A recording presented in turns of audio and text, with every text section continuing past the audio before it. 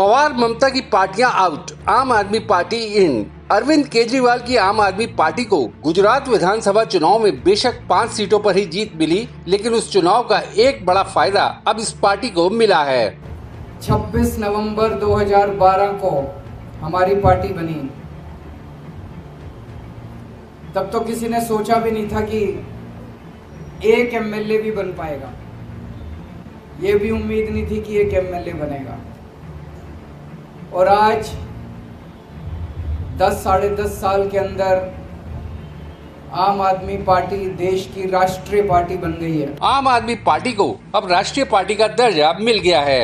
आपने गुजरात के साथ गोवा विधानसभा चुनाव भी लड़ा था। पंजाब में गए, हमने अपनी गारंटियों के नाम पे वोट मांगे। गोवा में गए, गुजरात में गए, अपनी गारंटियों के नाम पे काम पे वोट मांगे। दिल्ली और पंजाब में भी इसी पार्टी की सरकार है। 10 अप्रैल 2023 को चुनाव आयोग ने देश में राष्ट्रीय पार्टियों की नई स्थिति के बारे में ऐलान किया। आम आदमी पार्टी को जहां राष्ट्रीय पार्टी बनने की उपलब्धि हासिल हुई, वहीं शरद पवार एनसीपी और ममता बनर्जी टीएमसी जैसे दिग्गज राजनेताओं की पार्टियों और कम्युनिस्ट पार्टी ऑफ इंडिया यानी सीपीआई से यह दर्जा छीन लिया गया।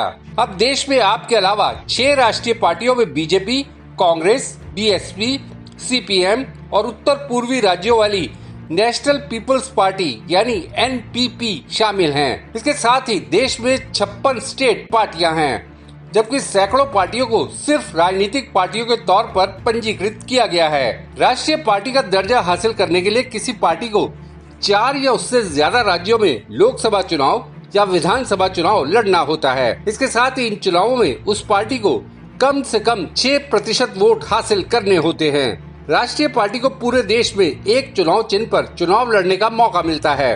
वह चुनाव चिन्ह किसी भी दूसरे दल को नहीं दिया जाता।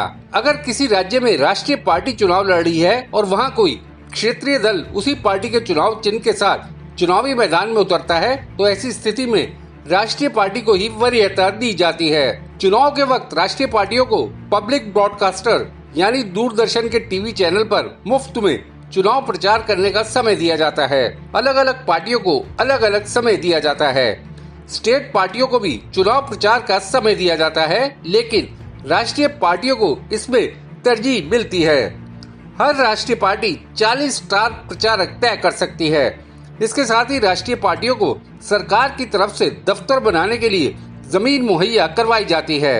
देश दावा के लिए खुशदीप सहगल की रिपोर्ट। आपको ये वीडियो कैसा लगा, या अगर आपके दिमाग में कोई सवाल है तो कमेंट बॉक्स में जरूर बताइएगा। वीडियो पसंद आया तो लाइक शेयर करना ना भूलिएगा। आपने देशनामा को सब्सक्राइब और नोटिफिकेशन के लिए घंटी वाला बटन दबा ही दिया होगा। फिर मुलाकात होगी आपसे, तब तक के लिए नमस्कार।